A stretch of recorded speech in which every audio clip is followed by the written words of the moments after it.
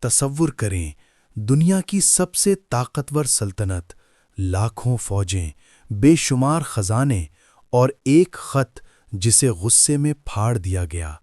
مگر اسی خط نے ایک ایسی پیشگوئی کو جنم دیا جو حرف بحرف پوری ہوئی۔ نبی کریم صلی اللہ علیہ وسلم کی ایران کے بارے میں پیشگوئی جو حرف بحرف پوری ہو رہی ہے۔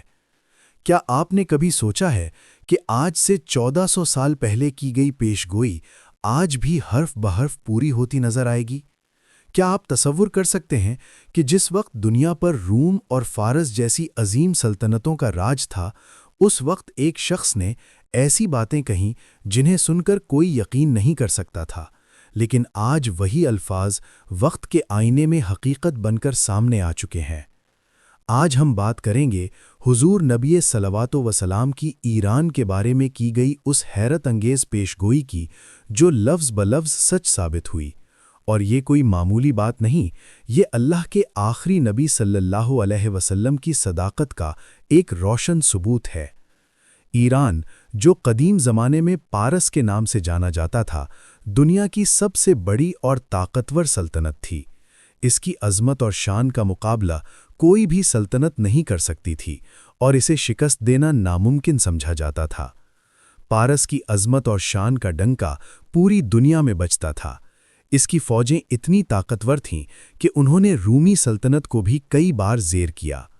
فارس کے بادشاہوں کی دولت اور شان و شوکت کی کہانیاں آج بھی تاریخ کی کتابوں میں موجود ہیں۔ لیکن پھر ایک لمحہ آیا جب نبی صلوات و سلام نے اپنی بصیرت سے اس طاقتور سلطنت کے زوال کی پیشگوئی فرمائی۔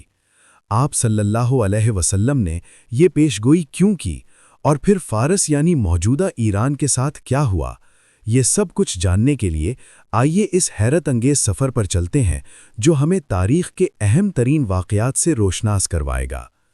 یہ 7ویں صدی کا ذکر ہے جب صلح حدیبیہ کے بعد نبی صلوات و سلام نے دنیا کے بڑے بڑے حکمرانوں کو اسلام کی دعوت دینے کے لیے خطوط لکھے۔ یہ خطوط محض دعوتی پیغام نہیں تھے، بلکہ انسانیت کی نجات کا راستہ دکھانے والے تاریخی دستاویزات تھے۔ انہی میں سے ایک خط فارس کے شہنشاہ یعنی کسریٰ خسرو پرویز کو بھی بھیجا گیا۔ یہ خط لے جانے کی سعادت حضرت عبداللہ بن حذافہ رضی اللہ تعالیٰ عنہ کو حاصل ہوئی۔ اس وقت کسریٰ ایک وسیع و عریض سلطنت کا بے تاج بادشاہ تھا جس نے 38 سال تک حکومت کی اور ساسانی خاندان کی شان و شوکت کو بلندیوں پر پہنچایا۔ وہ اتنا طاقتور تھا کہ اس نے رومی سلطنت کو بھی کئی بار شکست دی۔ اگرچہ بعد میں اسے بازنطینی بادشاہ ہرقل سے شکست ہوئی، پھر بھی اس کی سلطنت چین کی سرحدوں سے لے کر جزیرۃ العرب کے مشرقی اور جنوبی حصوں تک پھیلی ہوئی تھی۔ عرب میں یمن بھی تقریباً 50 سال تک اسی کے زیر اثر رہا۔ فارس کی تہذیب و ثقافت کو اس دور میں دنیا کی اعلیٰ ترین تہذیب سمجھا جاتا تھا۔ ان کے محلات، باغات، فنون لطیفہ اور سائنسی ترقی کے قصے مشہور تھے۔ خسرو پرویز، جس کی بادشاہت اپنے وقت کی سب سے مضبوط اور طاقتور سلطنت تھی، اس کا غرور آسمان کی بلندیوں تک پہنچ چکا تھا۔ اس کے محلات میں سونے چاندی کی بے شمار دولت تھی۔ اس کے پاس ہزاروں غلام، لونڈیاں اور خادم تھے۔ خسرو پرویز کا نام سن کر ہی دشمنوں کی ٹانگیں کانپ جاتی تھیں۔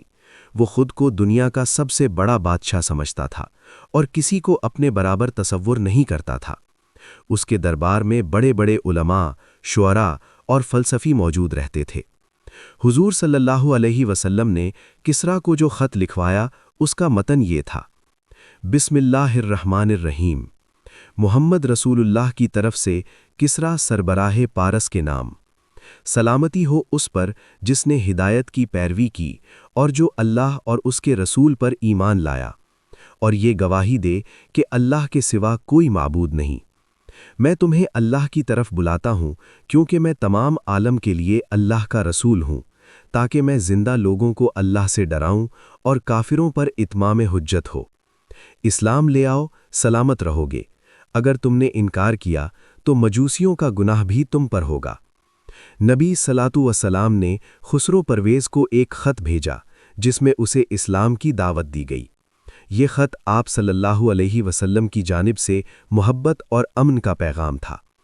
مگر جب یہ خط خسرو پرویز تک پہنچا تو اس نے انتہائی توہین آمیز رویہ اپنایا۔ حضرت عبداللہ بن حذافہ رضی اللہ عنہ بیان کرتے ہیں کہ جب یہ خط کسریٰ کو پڑھ کر سنایا گیا تو وہ غصے سے لال پیلا ہو گیا۔ جیسے ہی اس نے خط کو پڑھا اس کا غصہ اور بڑھ گیا۔ اس نے دیکھا کہ خط میں نبی صلوٰۃ وسلام کا نام اس کے نام سے پہلے لکھا گیا تھا، جو اس کی غرور بھری فطرت کو گوارا نہ ہوا۔ اس نے سوچا کہ یہ کیسی گستاخی ہے کہ ایک عرب کا باشندہ جو اس کی نظر میں ایک معمولی شخص تھا، اس جیسے عظیم بادشاہ کو خط لکھ رہا ہے، اور وہ بھی اپنا نام پہلے لکھ کر۔ اس نے خط کو اپنی آنکھوں کے سامنے پھاڑ دیا اور تکبر سے بولا کہ اس شخص کی یہ مجال کہ وہ مجھے خط لکھے، حالانکہ وہ تو میرا غلام ہے۔ اس نے خط کے ٹکڑے ٹکڑے کر دیے اور دربار میں موجود تمام لوگوں کے سامنے اس کی بے حرمتی کی۔ پھر اس نے فوراً حکم دیا کہ عرب میں جا کر نبی صلوٰۃ وسلام کو گرفتار کر کے اس کے سامنے پیش کیا جائے۔ ناظرین، یہی وہ لمحہ تھا جب نبی صلوٰۃ وسلام نے فرمایا کہ جس طرح اس نے میرے خط کو پھاڑا ہے اسی طرح اس کی سلطنت بھی ٹکڑوں میں بٹ جائے گی۔ یہ ایک پیش گوئی تھی جو بہت جلد حقیقت کا روپ دھارنے والی تھی۔ یہ الفاظ محض غصے میں کہی گئی باتیں نہیں تھیں، بلکہ اللہ کی طرف سے دی گئی وحی کے مطابق ایک حتمی اعلان تھا۔ جب حضرت عبداللہ بن حذافہ رضی اللہ عنہ مکہ واپس آئے اور یہ واقعہ حضور صلی اللہ علیہ وسلم کو سنایا تو تاجدار کائنات صلی اللہ علیہ وسلم نے اسی وقت بد دعا فرمائی کہ خدا کرے وہ بھی ٹکڑے ٹکڑے ہو جائے۔ یہ بد دعا اللہ کی بارگاہ میں قبول ہوئی اور بہت جلد اس کا اثر ظاہر ہونے لگا۔ لیکن بات یہاں ختم نہیں ہوئی۔ کسریٰ نے یثرب میں اپنے گورنر بازان کو لکھا کہ وہ فوراً 2 مضبوط آدمی یثرب یعنی مدینہ بھیجے تاکہ محمد صلی اللہ علیہ وسلم کو گرفتار کر کے اس کے پاس لایا جائے۔ بازان نے کار اور بابویہ نامی 2 مضبوط سپاہی مدینہ روانہ کیے۔ انہیں ایک خط بھی دیا گیا۔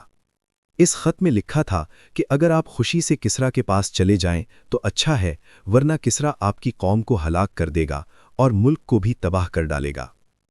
یہ دونوں قاصد جب مدینہ پہنچے اور دربار نبوت میں حاضر ہوئے تو جب انہوں نے نبی صلوٰۃ وسلام کو دیکھا تو ان پر روب طاری ہو گیا اور وہ کانپنے لگے۔ آپ صلی اللہ علیہ وسلم کے چہرے پر ایسا نور تھا جو دیکھنے والے کو مروب کر دیتا تھا۔ انہوں نے خط پیش کیا تو آپ صلی اللہ علیہ وسلم نے پہلے اسے پڑھا اور پھر انہیں اسلام کی دعوت دی۔ پھر آپ صلی اللہ علیہ وسلم نے فرمایا، تم اپنے آقا کو جا کر بتا دو کہ میرے رب نے آج رات کسریٰ کو ہلاک کر دیا ہے اور اس پر اس کے بیٹے کو مسلط کر دیا ہے۔ یہ سن کر دونوں قاصد حیران رہ گئے کیونکہ یہ بات انہیں عجیب لگی۔ یہ واقعہ منگل کی رات 10 جمادی الاول 7 ہجری مطابق 628 عیسوی کا تھا۔ یہ خبر نبی صلوٰۃ والسلام کو اللہ کی وحی کے ذریعے ملی تھی۔ قاصدوں کو جب یہ بتایا گیا تو وہ یقین نہ کر سکے۔ انہوں نے سوچا کہ یہ کیسے ممکن ہے کہ اتنی دور بیٹھے ہوئے آپ کو یہ خبر مل گئی۔ لیکن رسول اللہ صلی اللہ علیہ وسلم نے بڑے اعتماد سے فرمایا، جاؤ، جا کر اپنے مالک کو بتلا دو اور اسے یہ بھی کہہ دینا کہ میرا دین اور میری حکومت وہاں تک پہنچے گی جہاں تک کسریٰ پہنچ چکا ہے، بلکہ اس سے بھی آگے جائے گی۔ یہ پیغام لے کر وہ دونوں واپس یمن روانہ ہوئے۔ ابھی تک بازان کو کسریٰ کے قتل کی خبر نہیں ملی تھی۔ جب قاصدوں نے اسے یہ خبر سنائی تو وہ حیران رہ گیا۔ اسے یقین نہ آیا کہ یہ کیسے ممکن ہے۔ کچھ دن بعد شیرویہ کا خط بھی پہنچ گیا جس میں اس نے اپنے باپ کے قتل اور اپنی بادشاہت کا اعلان کیا۔ اس خط میں یہ ہدایت بھی تھی کہ جس شخص یعنی محمد صلی اللہ علیہ وسلم کے بارے میں میرے باپ نے تمہیں لکھا تھا اسے تا حکم ثانی اپنے حال پر رہنے دینا۔ جب بازان کو یہ حقیقت معلوم ہوئی کہ رسول اللہ صلی اللہ علیہ وسلم کی پیشگوئی بالکل سچ ثابت ہوئی ہے تو وہ بہت متاثر ہوا۔ اس نے فوراً اسلام قبول کر لیا۔ اس کے ساتھ ہی یمن کے بہت سے امراء، حکام اور عوام کی ایک بڑی تعداد نے بھی اسلام قبول کر لیا۔ جب یہ خبر رسول اللہ صلی اللہ علیہ وسلم کو ملی تو آپ بہت خوش ہوئے۔ ناظرین، یہاں ایک لمحہ رک کر سوچیں کہ اس وقت کسی نے بھی یہ تصور نہیں کیا تھا کہ فارس جیسی عظیم سلطنت، جس کی طاقت کے چرچے پوری دنیا میں تھے، کیسے مٹھی بھر مسلمانوں کے ہاتھوں شکست کھا سکتی ہے۔ فارس کی فوج لاکھوں کی تعداد میں تھی۔ ان کے پاس جدید ترین ہتھیار تھے، جنگی ہاتھی تھے اور تجربہ کار جرنیل تھے۔ دوسری طرف مسلمانوں کی تعداد بہت کم تھی اور وسائل بھی محدود تھے، لیکن ان کے پاس ایمان کی طاقت تھی اور اللہ کی مدد تھی۔ اب سوال یہ ہے کہ اس پیشگوئی نے حقیقت کا روپ کیسے دھارا، اور وہ کون سے حالات تھے جنہوں نے پارس کی اس طاقتور سلطنت کو زوال کی طرف دھکیل دیا۔ ناظرین، بظاہر خسرو پرویز کی سلطنت مضبوط اور ناقابل تسخیر نظر آتی تھی، مگر اس کے اندرونی مسائل پہلے ہی سر اٹھا رہے تھے۔ خسرو پرویز کے دور حکومت میں سلطنت کے اندر اقتدار کی کشمکش عروج پر تھی۔ دربار میں سازشیں ہو رہی تھیں، امراء آپس میں لڑ رہے تھے، عوام میں بے چینی تھی، ٹیکسوں کی زیادتی سے لوگ پریشان تھے۔ طاقت کے لالچ میں اس کے بیٹے شیرویاہ نے اپنے ہی 18 بھائیوں کو قتل کر کے اقتدار پر قبضہ کر لیا اور خسرو پرویز کو قید کر دیا۔ یہ واقعہ پارس کی تاریخ میں ایک سیاہ باب تھا۔ کچھ ہی عرصے بعد خسرو پرویز قید میں انتقال کر گیا۔ کہا جاتا ہے کہ اسے قید میں بھوکا پیاسا رکھا گیا اور تشدد کا نشانہ بنایا گیا، مگر اس کے بیٹے شیرویاہ کی قسمت زیادہ دیر وفا نہ کر سکی اور وہ بھی بیماری کا شکار ہو کر محض 6 ماہ بعد مر گیا۔ اس کے بعد پارس کی حکمرانی ایک کے بعد ایک کئی حکمرانوں نے سنبھالی، مگر کوئی بھی زیادہ عرصے تک حکومت نہ کر سکا۔ تاریخ بتاتی ہے کہ اگلے 4 سالوں میں پارس میں 10 سے زیادہ بادشاہ بدلے، کوئی چند مہینے اور کوئی چند دن ہی حکمران رہا۔ شاہی خاندان کی بربادی اور اندرونی سازشوں کی وجہ سے سلطنت اندر سے کمزور ہوتی گئی۔ درباریوں اور حکومتی عہدیداروں کے درمیان اختلافات نے سلطنت کو مزید زوال پذیر کر دیا۔ فوج میں بغاوتیں ہونے لگیں، صوبے مرکز سے الگ ہونے لگے اور خزانہ خالی ہونے لگا۔ لہٰذا یہاں سے ایک اور دلچسپ موڑ کا آغاز ہوا۔ پارس کی اس اندرونی کشمکش کا فائدہ اٹھاتے ہوئے ارد گرد کے علاقوں کے قبائل اور دشمن فوراً حرکت میں آ گئے۔ انہوں نے سلطنت کی کمزوری کا فائدہ اٹھایا اور حملے شروع کر دیے۔ رومیوں نے بھی موقع دیکھ کر حملے کیے اور اپنے کھوئے ہوئے علاقے واپس لینے شروع کر دیے۔ اسی دوران مسلمانوں کی قیادت نے بھی ان حالات کو بغور دیکھا اور اپنی جنگی حکمت عملی ترتیب دی۔ یہ دور مسلمانوں کی زبردست حکمت عملی اور اللہ پر پختہ یقین کا دور تھا۔ مسلمان اپنی قلیل تعداد اور محدود وسائل کے باوجود اللہ پر بھروسہ کر کے آگے بڑھ رہے تھے۔ حضور نبی صلی اللہ علیہ وسلم کے وصال کے بعد حضرت ابو بکر صدیق رضی اللہ عنہ کے دور خلافت میں اسلامی سلطنت نے بیرونی فتوحات کا آغاز کیا۔ اسی سلسلے کی سب سے بڑی مہم ایران کے خلاف تھی۔ ایران اندرونی خلفشار کا شکار تھا، جبکہ مسلمان جزیرت العرب میں متحد ہو چکے تھے۔ حضرت ابو بکر صدیق رضی اللہ عنہ نے پارس کے زیر اثر عراق پر حملہ کرنے کا فیصلہ کیا۔ اس وقت مسلمانوں کے سب سے بڑے سپہ سالار حضرت خالد بن ولید رضی اللہ عنہ تھے، جنہیں نبی کریم صلی اللہ علیہ وسلم نے سیف اللہ یعنی اللہ کی تلوار کا لقب دیا تھا۔ حضرت خالد بن ولید رضی اللہ عنہ اسلامی تاریخ کے عظیم ترین جرنیلوں میں سے تھے۔ انہوں نے اپنی زندگی میں 100 سے زیادہ جنگیں لڑیں اور کبھی شکست نہیں کھائی۔ حضرت خالد بن ولید رضی اللہ عنہ نے اپنی قیادت میں فارس کی سرحدوں پر مہمات کا آغاز کیا۔ ان کی جنگی حکمت عملی نہایت حیران کن اور مؤثر ہوتی تھی۔ وہ ایک ایسے سپہ سالار تھے جو نہایت پھرتی اور ذہانت سے اپنی فوج کی رہنمائی کرتے تھے۔ وہ رات کی تاریکی میں حملے کرتے، دشمن کو حیران کر دیتے اور بڑی چالاکی سے فتح حاصل کرتے۔ ان کی پہلی بڑی کامیابی کازما کے علاقے کی فتح تھی، جو فارس کا حصہ تھا۔ اس فتح نے فارس کی سلطنت کو خبردار کر دیا کہ مسلمان کوئی عام مخالف نہیں ہے، بلکہ ان کے حوصلے اور جنگی حکمت عملی بے مثال ہیں۔ حضرت خالد بن ولید رضی اللہ عنہ کی قیادت میں مسلمانوں نے صرف 1 سال کے اندر 11 بڑی جنگوں میں کامیابیاں حاصل کیں۔ جنگ ذات السلاسل، جنگ مزار، جنگ ولجہ، جنگ الیس، جنگ ہیرا اور دیگر کئی جنگوں میں مسلمانوں نے شاندار فتوحات حاصل کیں۔ ان فتوحات نے فارس کی سلطنت کو مزید کمزور کر دیا اور انہیں حیرت میں مبتلا کر دیا کہ آخر یہ مٹھی بھر عرب مسلمان اتنی بڑی سلطنت کو کیسے شکست دے رہے ہیں۔ فرات کے کنارے چھوٹے بڑے کئی شہر مسلمانوں کی فتوحات کی گواہی دینے لگے۔ یہ کامیابیاں نہ صرف مسلمانوں کی جنگی طاقت کا مظہر تھیں، بلکہ یہ نبی کریم صلی اللہ علیہ وسلم کی اس پیش گوئی کی تصدیق بھی کر رہی تھیں کہ خسرو پرویز کی سلطنت ٹکڑوں میں بٹ جائے گی۔ فارس کے لوگ جو کبھی اپنی عظیم سلطنت کے غرور میں مبتلا تھے، اب مسلمانوں کی بڑھتی ہوئی طاقت اور فتوحات سے لرزنے لگے تھے۔ فارسی جرنیل سمجھ نہیں پا رہے تھے کہ یہ سب کیا ہو رہا ہے۔ ان کے پاس بڑی فوجیں تھیں، بہتر ہتھیار تھے، مگر پھر بھی وہ شکست کھا رہے تھے۔ اس کی وجہ یہ تھی کہ مسلمانوں کے پاس ایمان کی طاقت تھی۔ وہ اللہ کی راہ میں لڑ رہے تھے اور شہادت کو خوش آمدید کہتے تھے۔ دوسری طرف مسلمانوں کی فتوحات کا سلسلہ جاری تھا، اور اب وقت آ گیا تھا کہ اس بڑی اور فیصلہ کن جنگ کا سامنا کیا جائے جسے تاریخ میں جنگ قادسیہ کے نام سے جانا جاتا ہے۔ دوستو، یہ وہ جنگ تھی جس نے فارس کی اس عظیم اور شاندار سلطنت کو گھٹنوں پر لا کھڑا کیا۔ حضرت عمر فاروق رضی اللہ عنہ کی خلافت کے دور میں مسلمانوں نے فیصلہ کیا کہ فارس کے دارالحکومت مدائن کو فتح کرنے کے لیے بڑا قدم اٹھایا جائے۔ اس مہم کی قیادت حضرت سعد بن ابی وقاص رضی اللہ عنہ کو سونپی گئی، جو ایک ماہر جنگی قائد اور نڈر سپہ سالار تھے۔ حضرت سعد بن ابی وقاص رضی اللہ عنہ عشرہ مبشرہ میں سے تھے اور نبی کریم صلی اللہ علیہ وسلم کی خاص دعاؤں سے نوازے گئے تھے۔ قادسیہ کا میدان وہ مقام تھا جہاں مسلمان اور فارس کی فوجیں آمنے سامنے ہوئیں۔ فارسی فوج کی تعداد مسلمانوں سے کہیں زیادہ تھی، جبکہ مسلمانوں کی تعداد بہت کم تھی۔ فارسی فوج کے پاس جنگی ہاتھی بھی تھے، جو اس زمانے میں انتہائی خوفناک ہتھیار سمجھے جاتے تھے۔ فارس کے پاس 33 جنگی ہاتھی تھے، جن پر لوہے کے زرہ بختر پہنائے گئے تھے۔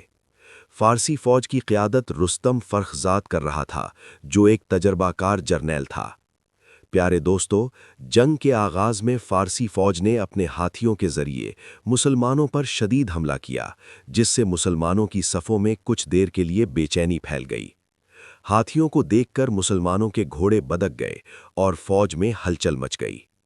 لیکن یہی وہ لمحہ تھا جب مسلمانوں کے غیر متزلزل ایمان اور قیادت نے انہیں سنبھال لیا۔ ناظرین، آج 1400 سال بعد ہم دیکھ سکتے ہیں کہ کس طرح حضور نبی کریم صلی اللہ علیہ وسلم کی یہ پیش گوئی کہ یہ سلطنت ٹکڑی ٹکڑے ہو جائے گی اور میرا دین اس کی سلطنت سے بھی آگے پھیل جائے گا، حرف بحرف سچ ثابت ہوئی۔